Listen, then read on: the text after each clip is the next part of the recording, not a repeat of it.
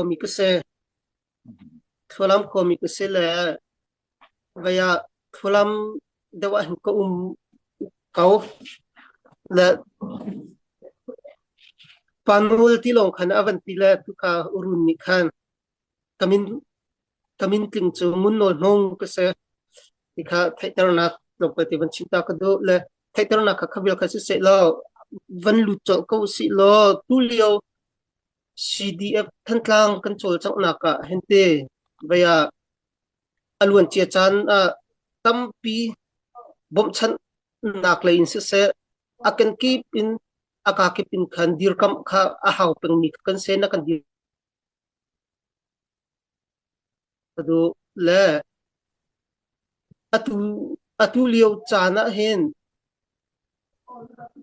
than tlang ha khakara se chon akan aka keep pa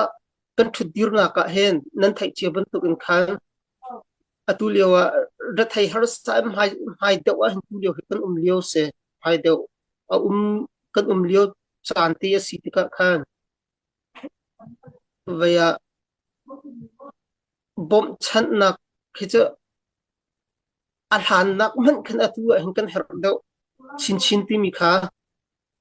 kan thai chia mi kha se ko la arong che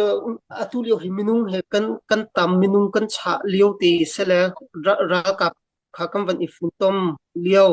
hun khat i kar kan han lio khasela nan thai che ban rian kan tuan ti lio khasela tu lio wa hen chon al han nak man khan tam deuh he bom he kan haw ko ti mi khamo na fian chia mi khas ko le makhati ka ban no than ta ka du le kan ni CDF than tlang a foi nak chima chen CDF than tlang se te ko si lo kan hun ha pi ban si te ka khan he giang hay he hau po ni hin choi kan choi deuh chiu ko ro ti khen kan ma lai kam ra kap lai kam khan kan hu ning ke se rong cho chulhana chon tilim operation ti mi 1 2 3 kan kal nak chunga hen Cruising down the highway, yeah, I got you by my side. Every drive feels safe and special with collision mitigation braking system and other intelligent ADAS safety features in the all-new Honda Amaze. atu chan chan he kan rau hi belo atu ban tu ki mo chan arau hi theng a ri lau le tu tan tilim operation for hi cho achan van sau pa kan ni thok na kan tu ni tiang a hen tha thari cho avan thai pa mi cho se asina in lung thin tu chon tha chiat nak chon zang tha der nak he ti ban tuk tu ki chum lo kan lung thina hi cho a thong di mi khi se atum hai lai mi kan hoi kom dot ha zong he kan zo lang mong ha ti ka hen a zang hayen choi chon an lung thim shim shim ni hin atai ko an lung thim shim shim a hen za lo tin nak vam hu nak ding khe ro chi khen kar khe han chu ma liu khe se le ma ti ka khan tu liu he kan ma lai kamin kan tha chia lo chon ara lai ding mi chan zonga hen hinak chak chin le thong chin kar kan hlang kaula ti mi ro chan na khe kan nei le pakhat te kan ral kap vanti ko si te kan hoi kom dot na he vaya mi pi ni kan van thai o ka du mi pakhat te tu cho bom chan a chiu ni chun a bom chan ok tha chian se ko ruwa tia khan arwat mi jong khe tampi kan men la da ka te la khilio chana khen a tu ka van chim ban tu khan a kan lung thin ni hin adu bok khina du tu tan tilim operation 4 hi cho kan tail han lo chon vaya lo tin nak kan han lo hi cho hu kan kir khaw lo ti mi kha in hek chom zong khi a haw mi kan salo chen ifiel chom zong khi kan haw lo ti tuk khin kan hu ning ke se kan thu tir ning hele kitika khen that chet nak lung der nak hai ti ban tok khe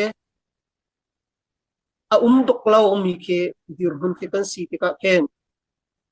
kan ma ra ka pila zong in kan tha ke a thau chin lang mang chon minung cho kam van i rual halo lete minung kan si ban tok khan ai dang chiu mi ru nak ai dang chiu mi kha kan sin ha ma tika khan atu kam van chim lang mang ban tok December tha Christmas ti mi phong che vulai pini asun loi mi pakhat sive poi ma tika khan achana khin cha Christmas lai si le ti I minung pakhat ni khen lung der le that chia in khwa katlung la le Christmas thla hi cho December thla hi cho kai din la ti mi khe an ti sual ha mo ti khe lung thi khin kan ru mi khe sala asina ang ma kan ru ning ban tu kharak selem lo chu Christmas vam han theng kha a haw tu lo kan mi pi ni luat nak kan hu zaw nak ha dinga khan kamma pai kambi pi chu kan ma ni mai kan kal lawa chon achu Christmas ten hazar tha kan ti mi ten ha I ni khat nin hi chan khat chan hi cha te I ma ti ru nak kan na ya chon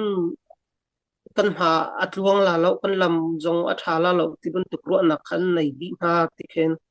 kam hu la atu tianga hen hai lei mi kan hoi kom dot vial tin ha jong an lu thin a thong chon tha chet nak ti mi kha pakhat han an nei lo la matika khan kan lam jong he atluang shum la kan ha jong kan tai shum la ti mi kha makha van chim ta ka du mi se la